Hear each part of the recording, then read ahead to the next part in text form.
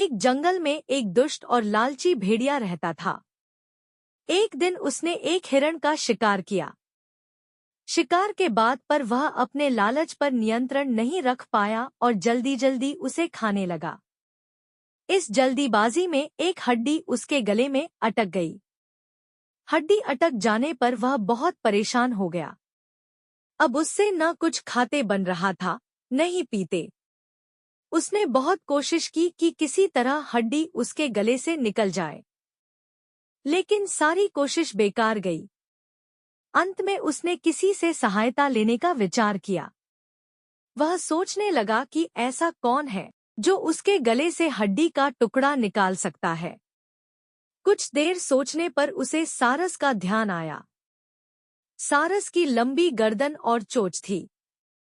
वह उसके मुंह में अपनी चोंच घुसाकर आसानी से हड्डी निकाल सकता था। बिना देर किए भेड़िया सारस के पास पहुंचा और बोला, सारस भाई, मेरे गले में एक हड्डी अटक गई है। क्या तुम अपनी चोंच से वो हड्डी निकाल दोगे? मैं तुम्हारा बहुत एहसानमंद रहूंगा और तुम्हें उचित इनाम भी दूंगा।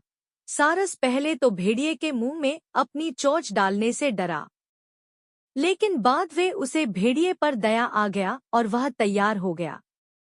भेड़िए मुंह खोलकर खड़ा हो गया और सारस ने उसमें अपनी चोंच डाल दी, लेकिन उसकी चोंच हड्डी तक नहीं पहुंच पाई।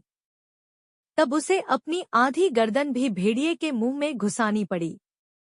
सारस की गर्दन मुंह में जाते ही लालची भेड़िए के मन में लालच जागने लगा।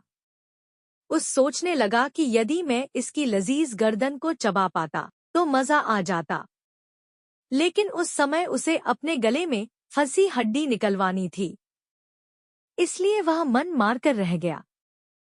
कुछ ही देर में सारस ने उसके गले से हड्डी निकाल दी। हड्डी निकलते ही भेड़िया जाने लगा। न उसने सारस को धन्यवाद दिया, न ही इनाम। सारस ने उसे रोककर कहा, मेरा इनाम कहाँ है? तुमने कहा था कि तुम इस काम के बदले मुझे इनाम दोगे। भेड़िया बोला, एक भेड़िए के मुंह में अपनी गर्दन डालकर भी तुम सही सलामत हो, क्या यह तुम्हारा इनाम नहीं है? इतना कहकर भेड़िया चला गया और सारस मुंह लटकाकर खड़ा रह गया।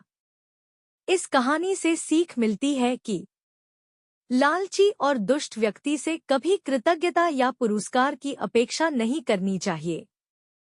अगर आपको कहानी अच्छी लगी हो तो वीडियो को लाइक, शेयर और कमेंट करें।